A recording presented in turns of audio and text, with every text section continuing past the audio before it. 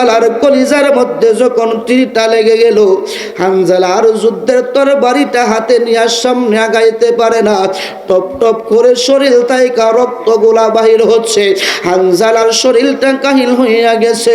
হযরতে হানজালা চিত হইয়া জমিনের মধ্যে পড়ে গেলেন। কিছুক্ষণ পরে যুদ্ধ বন্ধ হয়ে গেল। যুদ্ধ যখন বন্ধ হয়ে যায়, নবী বক্কের সাহাবীরা নবীর সাহাবীদের লাশগুলা কুড়াইতে আরম্ভ করলেন। খুঁজে খুঁজে বাহির এই হানজালা রাদিয়াল্লাহু তাআলা আনহু, আমার আপনার নবীর উপরে যে কুরআন নাজিল হয়েছে, এই আয়াতে কারিমার মধ্যে ওনার জীবনটা এমন ভাবে পরিচালনা করেছেন। বন্ধুরে, এই আমার নবীরা আশিকেরা, নবীর পাগলেরা, একটু মনোযোগ দিয়ে বসে যান। হযরতে সাইয়্যিদিনা হানজালা রাদিয়াল্লাহু তাআলা আনহু নতুন বিবাহ করলেন। কি করলেন? নতুন বিবাহ করলেন। রাত্রের বেলা তাদের বাসর রাত, স্বামী স্ত্রী দুজনই বাসর রাত্রে মিলামেশা করলেন। মিলামেশা করার পরে দুজনের উপরেই গোসলটা ফরজ হয়েছে। কথা বলুন ঠিক কিনা? আরো জোরে বলুন ঠিক কিনা? কিন্তু আমার আব্বুরা রে, হযরতে হানজালা রাদিয়াল্লাহু তাআলা আনহু গোসল দেওয়ার জন্য যখন গোসলখানার মধ্যে গেলেন, তখনই আমার আপনার নবী ডাক মুবারক দিলেন, হানজালা, ও হানজালা। যেই মাত্র আমার আপনার নবী হানজালাকে ডাক মুবারক দিলেন, হানজালা ফরজ গোসলটা বাদ দিয়া আমার নবীর ডাকে সাড়া দিয়া নবীর সামনে যাইয়া হাজির। লাব্বাইক ইয়া রাসূলুল্লাহ, লাব্বাইক ইয়া হাবিবাল্লাহ। নবী গো, ও মায়ার নবী, দয়ার নবীজি, আপনি রাহমাতাল লিল আলামিন আমাকে ডাকছেন। আমার নবী বলে, হ্যাঁ ডেকেছি। ইয়া রাসূলুল্লাহ, কেন গো, কেন গো আমারে ডাকছেন? আমার নবী ডাক দিয়া বলে, হানজালা, তাড়াতাড়ি যুদ্ধের ময়দানে চলে যাও।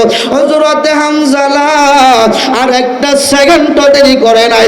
আমার নবীর নির্দেশ পাইয়া, আমার নবীর আদেশ পাইয়া হযরতে হানজালা যুদ্ধের ময়দানে চলে গিয়েছে। চিৎকার দিয়া বলুন আল্লাহু আকবার। আর জোরে বলুন ইয়া রাসূলুল্লাহ। হানজালা যুদ্ধের ময়দানে চলে গেলেন। নবী পক্ষের সাহাবীদের সাথে যুদ্ধের মধ্যে শামিল হয়ে গেলেন। তরবারি ঘুরাইতে আরম্ভ করলেন। যুদ্ধ শুরু হয়ে গেল। কিন্তু কিছুক্ষণ যুদ্ধ করার পরে আব্বারা হযরতে হানজালার বুকের দিকে লক্ষ্য করিয়া একটা দুষ্ট, একটা বেঈমান এমন একটা জোরে তীর মারছে। এই তীরটা আস্তে আস্তে করে আইসা হানজালাটার বুকের মধ্যে বিন্ধা গেছে, কলিজাটার মধ্যে তীরটা লেগে গেছে। জোরে কন্যা আল্লাহু আকবার। বন্ধুরে, হে আমার বাবারা, হযরতে হানজালার কলিজার মধ্যে যখন তীরটা লেগে গেল, হানজালা আর যুদ্ধের তরবারিটা হাতে নিয়ে সামনে আগাইতে পারে না। টপ টপ করে শরীর থেকে রক্তগুলা বাহির হচ্ছে। হানজালার শরীরটা কাহিল হইয়া গেছে। হযরতে হানজালা চিত হইয়া জমিনের মধ্যে পড়ে গেলেন। কিছুক্ষণ পরে যুদ্ধ বন্ধ হয়ে গেল। যুদ্ধ যখন বন্ধ হয়ে যায়, নবী বক্কের সাহাবীরা নবীর সাহাবীদের লাশগুলা কুড়াইতে আরম্ভ করলেন। খুঁজে খুঁজে বাহির করতে আরম্ভ করলেন। এইভাবে এক একজনের লাশ যখন তারা খুঁজে খুঁজে বাহির করতেছে,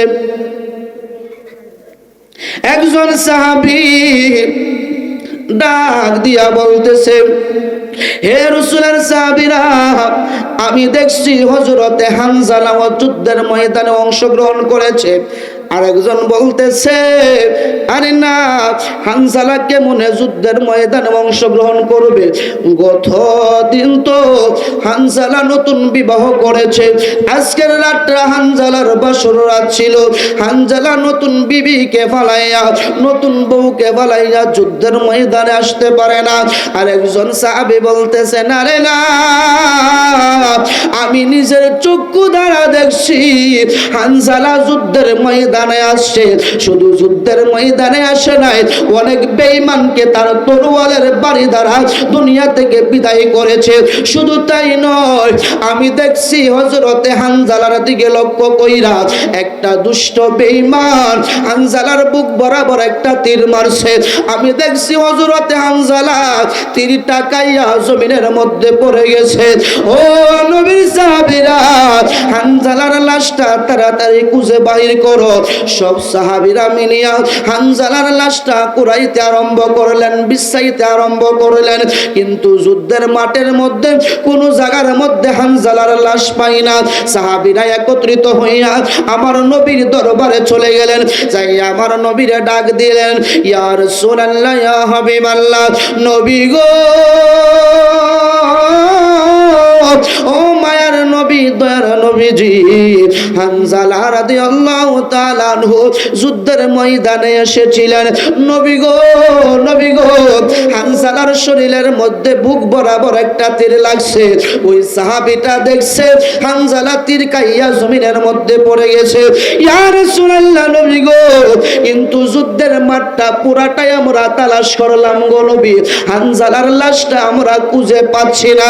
যেই মাত্র আমার নবীর কাছে এই কথা বললেন, আমার নবী টপ টপ কইরা দুইটা চোখের চোখ মুবারকের পানি মুবারক সাইরা কান্না করতে লাগলেন। জোরে কোন আল্লাহু আকবার, আর জোরে বলুন না আল্লাহু আকবার। বন্ধুরে, আমার নবী চক্ষু মুবারকের পানি মুবারক ফালাইয়া কান্দে আর বলে, সাহাবীরা আর দেরি করিও না, আবার যুদ্ধের ময়দানে চলে যাও, যুদ্ধের মাঠের মধ্যে যাও, গিয়া দেখবা আমার হানজালার লাশটা তোমরা ভালো কইরা খুঁজে পাইবা। সাহাবীরা নবীর নির্দেশ পাইয়া, নবীর আদেশ পাইয়া যুদ্ধের মাঠের মধ্যে যখন চলে গেলেন, বন্ধুরে হে আমার আব্বারা, সাহাবীরা যেই মাত্র যুদ্ধের মাঠের মধ্যে গেলেন, গিয়ে দেখতেছে জমিনের উপরে হানজালার লাশটা পড়ে আছে। কিন্তু যতগুলা লাশ এই যুদ্ধের ময়দান থেকে সাহাবীরা নিছে, প্রতিটা সাহাবীদের শরীরের মধ্যে রক্ত লাইগা আছে, মাঠের বালুগুলা লাইগা আছে, কিন্তু হানজালার শরীরের দেহটা একটু আলাদা দেখা যায়। হানজালার শরীরের মধ্যে কোনো বালু নাই, রক্তের দাগ নাই, তীরটা বিন্দা রয়েছে, একটা ফোঁটা রক্তের দাগ দেখা যায় না। হানজালার শরীর তাইকা বৃষ্টির ফোঁটার মতো পানি জমিনের মধ্যে জোরে জোরে পড়তেছে। জোরে জোরে বলুন না আল্লাহু আকবার, আর জোরে বলুন না ইয়া রাসূলুল্লাহ। ওরে হানজালা প্রেমিক ছিল, নবীর প্রেমে জীবন দিল। হানজালা নবীর প্রেমে গোসল করাইল তার ফেরেশতার দলে, বলো গোসল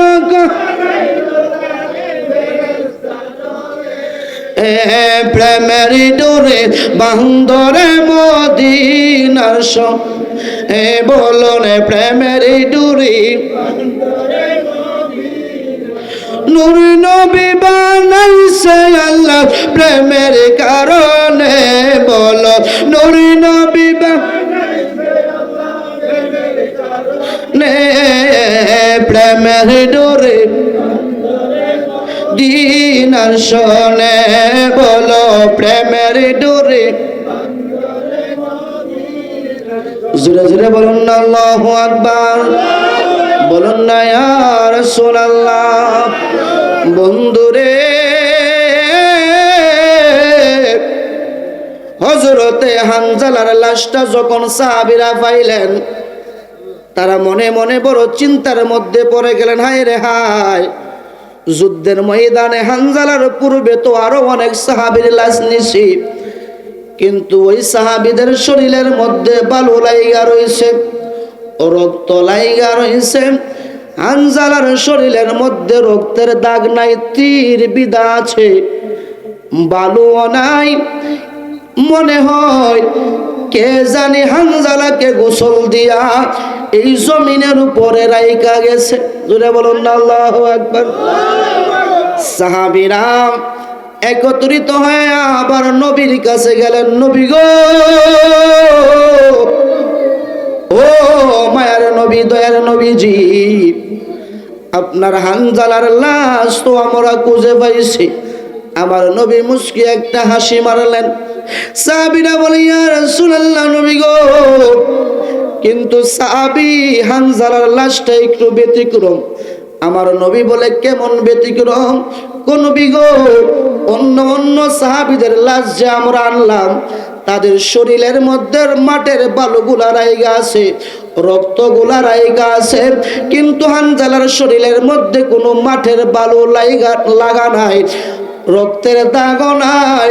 হানজালাকে কে জানি গো গোসল করাইয়া জমিনের মধ্যে রাইখা গেছে। আমার নবী একটা ডাক দিয়া বলে, ও সাহাবীরা, তোমরা ভালো করে শুইনা রাও।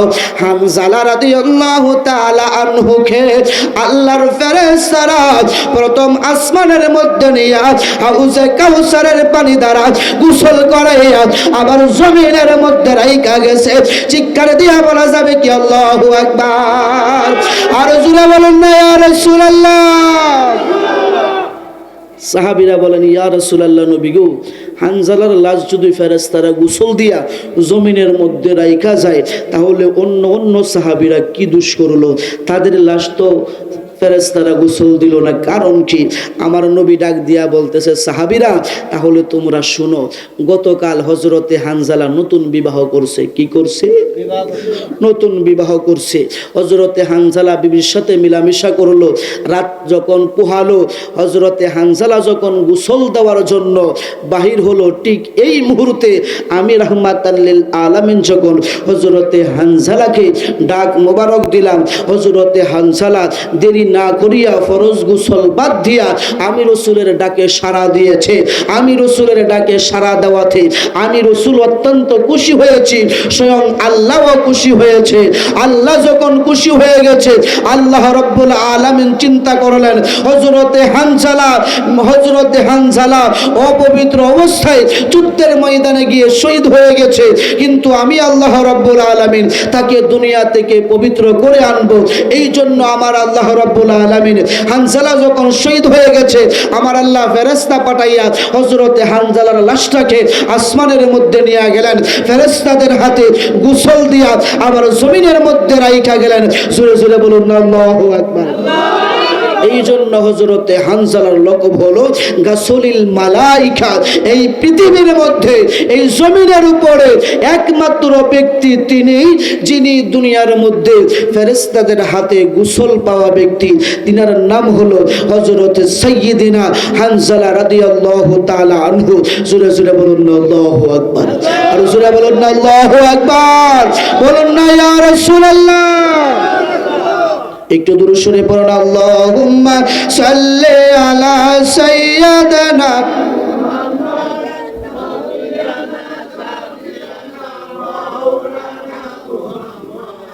আল্লাহুম্মা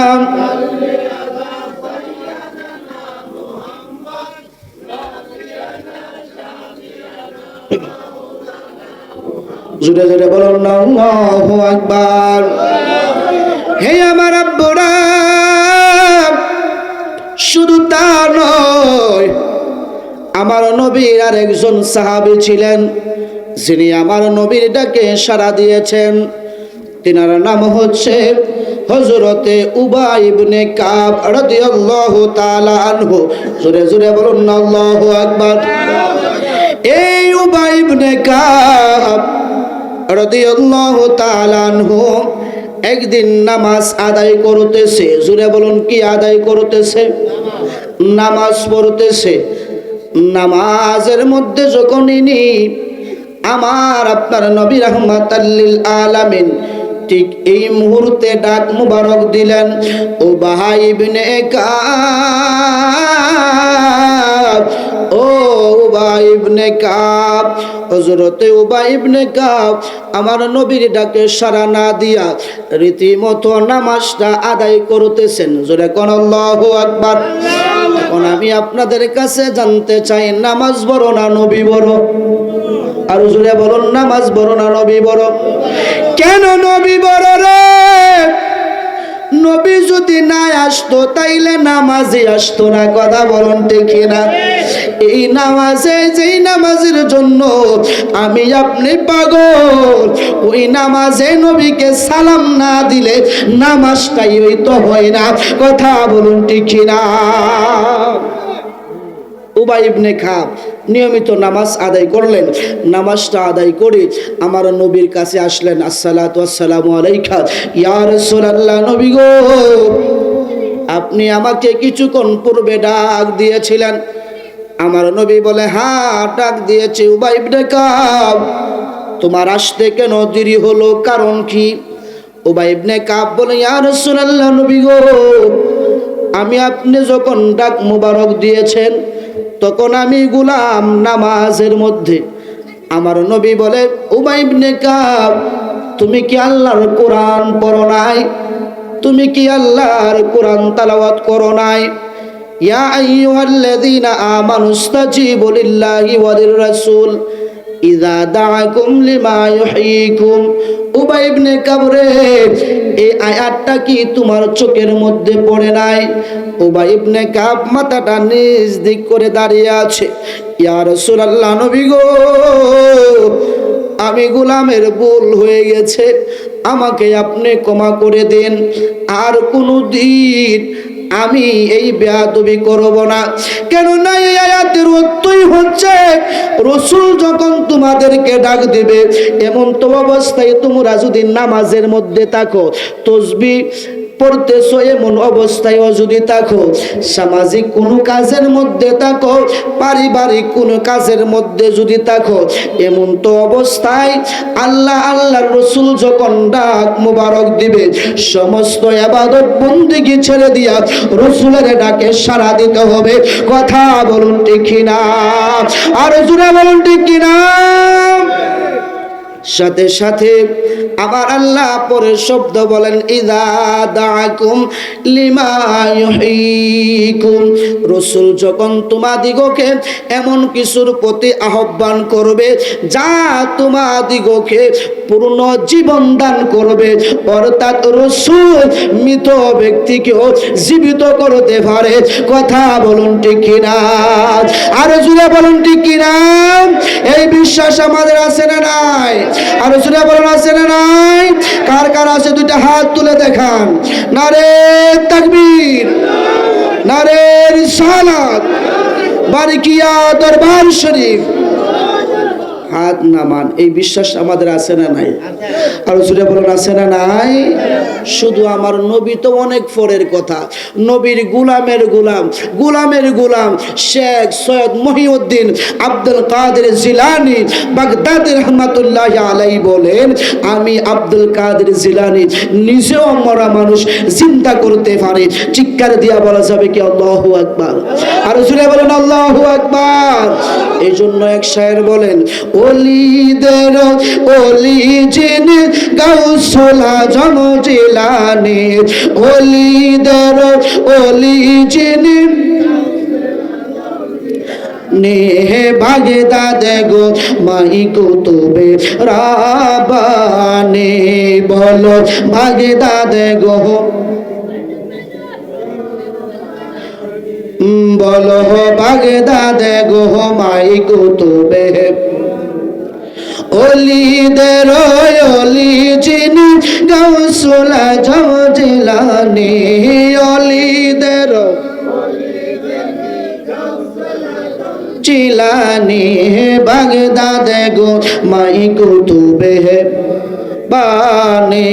বলো বাগদাদে গো, ওই তরিকা ভর্তি গো হলে আহলে বায়াত পাবে সেজন নবীজি বলে।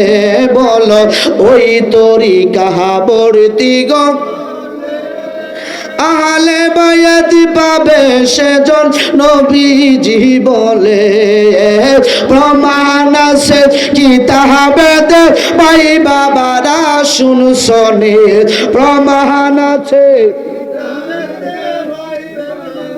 শুনছনে বাগদাদে গো মাহি কুতুবে নি সবাই বাগদাদে গো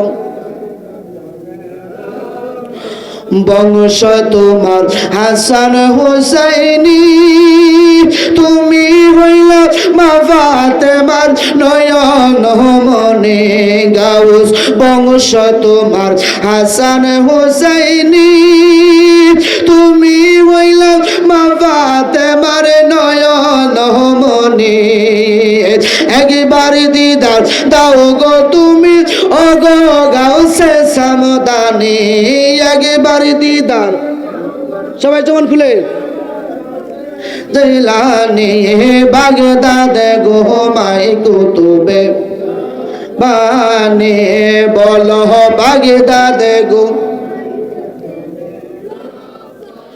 তোমার কাঁধে নবীজির কদম সমস্ত ওলিদের কাঁধে তোমারই কদম জোরে বলেন আল্লাহু আকবার গাউসি তোমার কাঁধে নবীজির কদম সমস্ত ওলিদের কাঁধে তোমারই কদম এই কদমে ডাকে গাউস দাও তোমার নজর কানি এই তোমরা গাউস দাও তোমার নজর কানি বাগদাদে গো মাই কুতুবে বানে সবাই বাগদাদে গো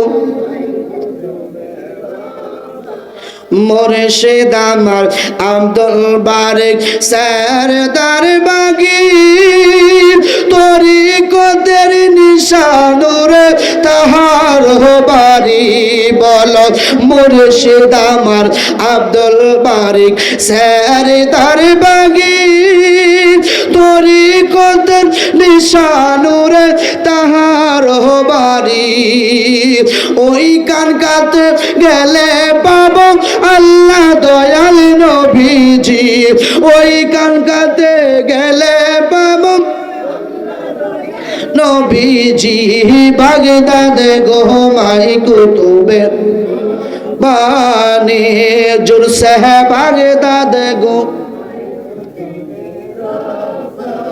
জোরে জোরে বলুন আল্লাহু আকবার আর জোরে বলুন না ইয়া রাসূলুল্লাহ মোহব্বতে বলুন না ইয়া ওলি আল্লাহ হে আমার আব্বুরা আমার নবী তো পরের কথা নবীর গোলামের গোলাম আব্দুল কাদের জিলানী বলে আমি নিজেও মরা মানুষ জিন্দা করতে পারি জোরে বলুন না আল্লাহু আকবার তাফসীরে নাঈমের মধ্যে এসেছে বাগদাদের জমিনে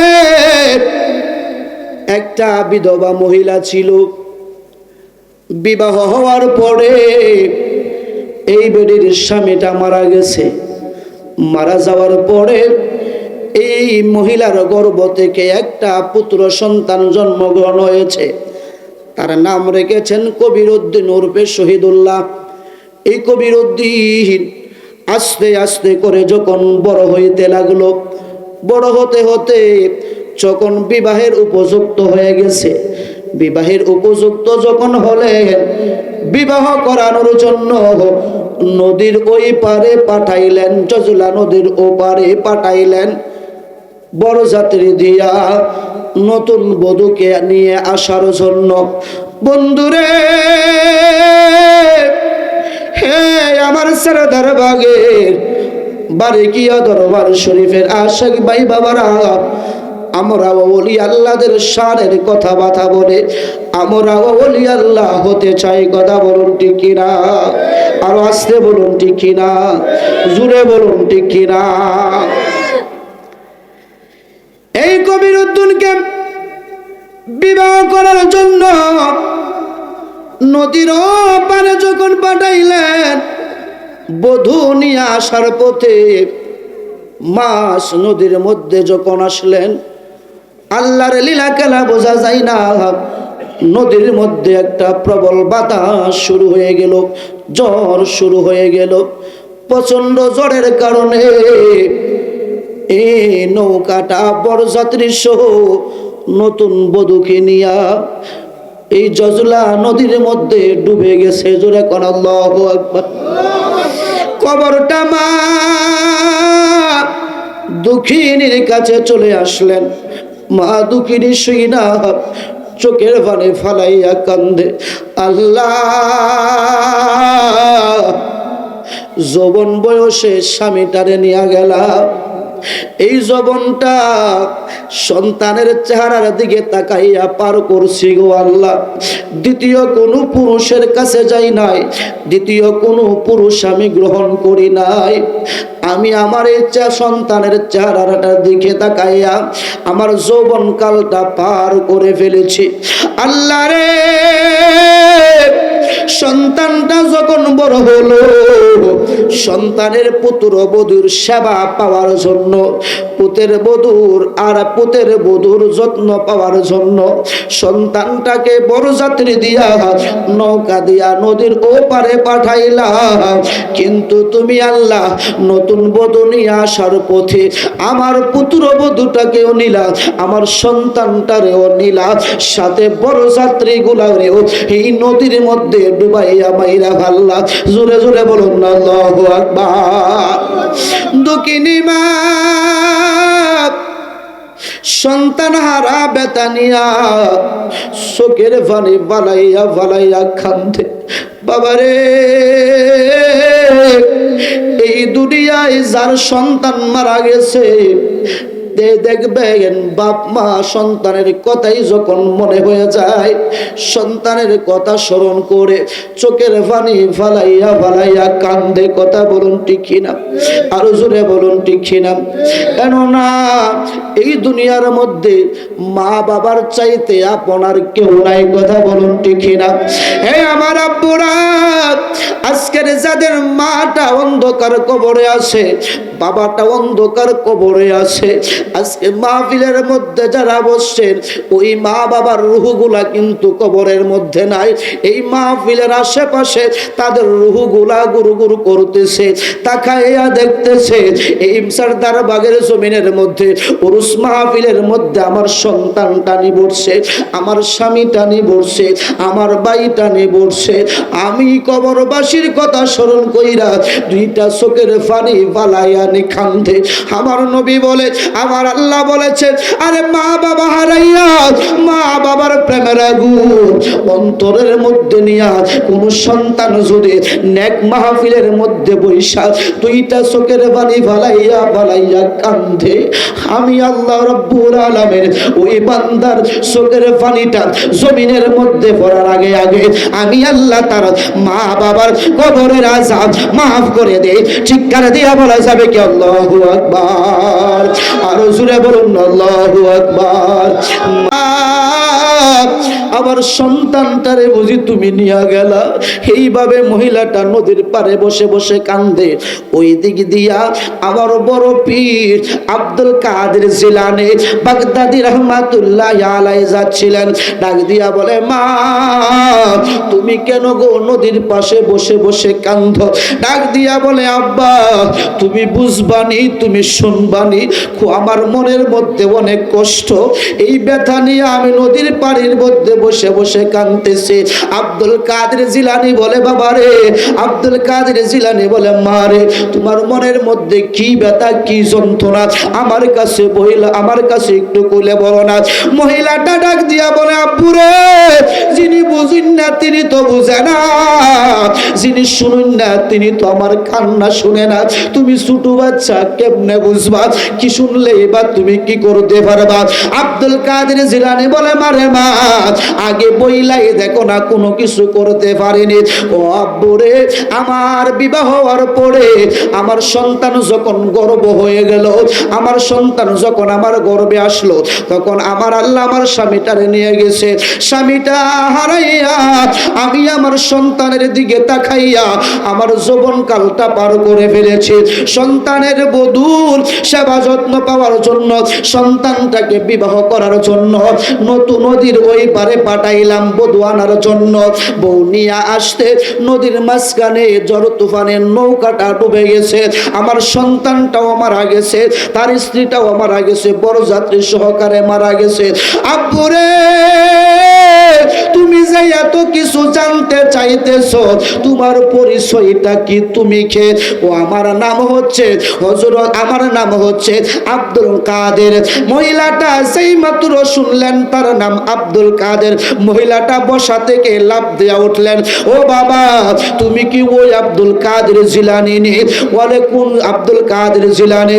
ও যে আব্দুল কাদের জিলানী হাজার হাজার বছরের মরা মানুষ জিন্দা করতে পারে। ডাক দিয়া বলে, আব্বুরে, তোমার আব্বার নাম কি? ও আমার নাম, আমার আব্বার নাম হচ্ছে আবু সালেম জঙ্গি মুসা।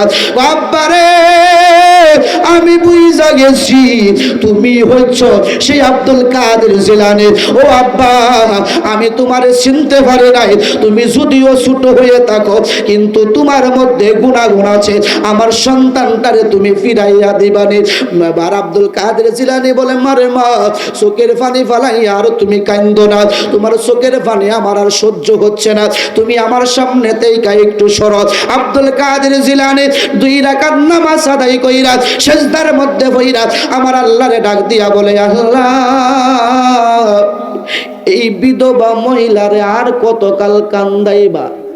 আমার আল্লাহ বলে, আব্দুল কাদের, কি হইছে কইলা বলো। ও তুমি কি জানো না? ও আমি জানলেও তোমার মুখে শুনতে চাই।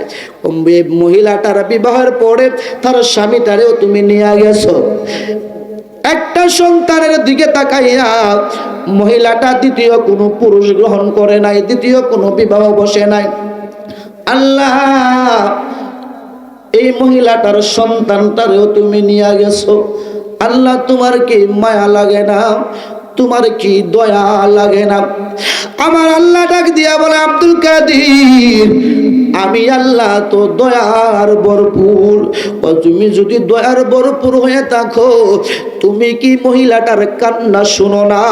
মহিলাটার মনের অবস্থা কি তুমি বুঝো না? আমার আল্লাহ ডাক দিয়া বলে, আব্দুল কাদের রে, মহিলাটার সন্তান মারা গেছে আজকে 12 বছর হয়েছে। কত বছর? আরো জোরে বলুন, কত বছর?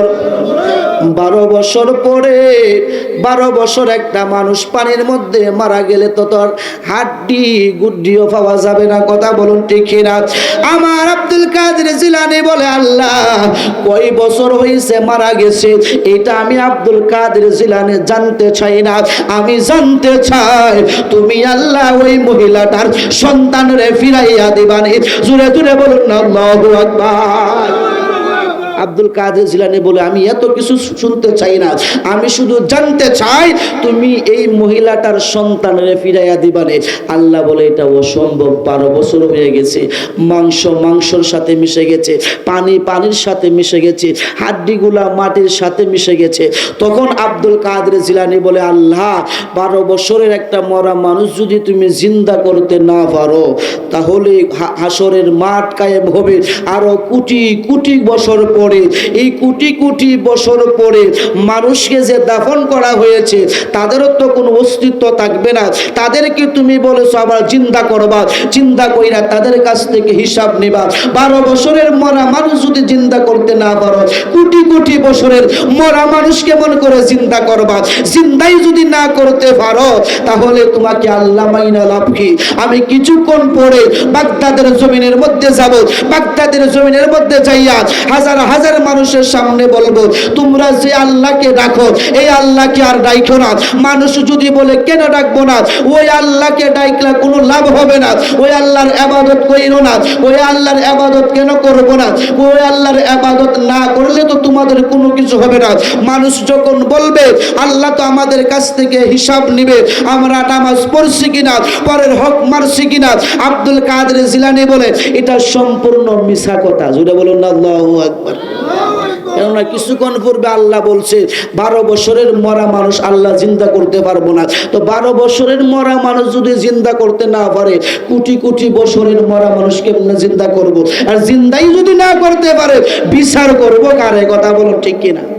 আর জোরে বলেন ঠিক কিনা? আমার আল্লাহ বলে, আব্দুল কাদের এই কথা বলিও না, ওই কথা বললে তো তারা আমারে আল্লাহ বইলা মানতো না। আমার আব্দুল কাদের জিলানী বলে, তাইলে জিন্দা করবানি।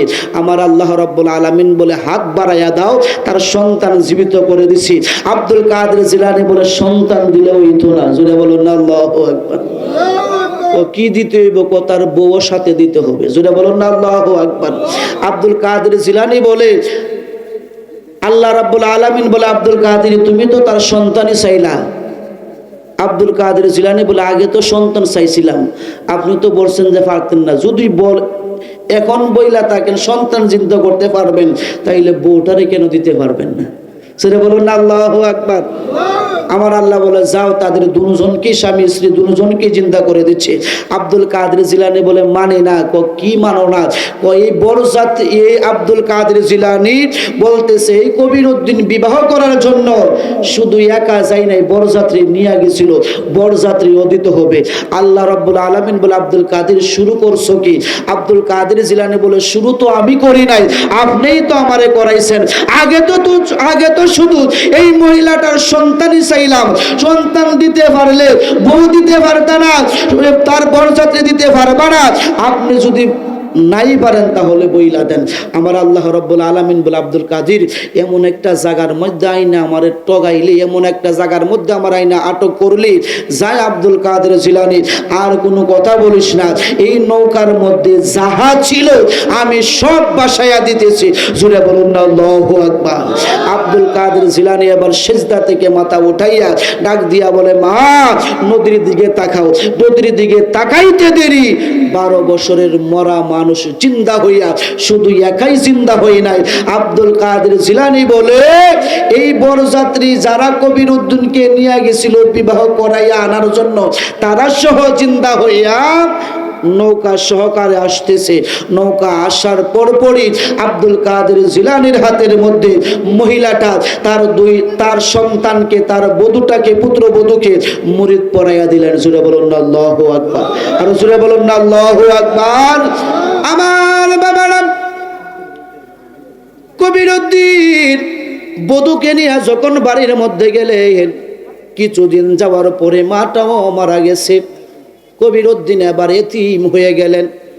মাকে দাফন কইরা বাকি জীবনটা কাটাইবে তার পীরের বাড়ি হযরতে আব্দুল কাদের জিলানী বাগদাদী রহমাতুল্লাহ আলাইহির বাড়িতে। এই আব্দুল কাদের জিলানীর বাড়ির মধ্যে কবির উদ্দিন আর কবির উদ্দিনের বিবি যাইয়া হাজির, হুজুর আমার মাটা দুনিয়া থেকে চলে গেছে, হুজুর গো আমার এই বাকি জীবনটা আপনার কদমের মধ্যে কাটাইতে চাই। উচ্চ আওয়াজে বলুন আল্লাহু আকবার। ও হুজুর, আমাকে আপনার চরণে কবুল করে নেন।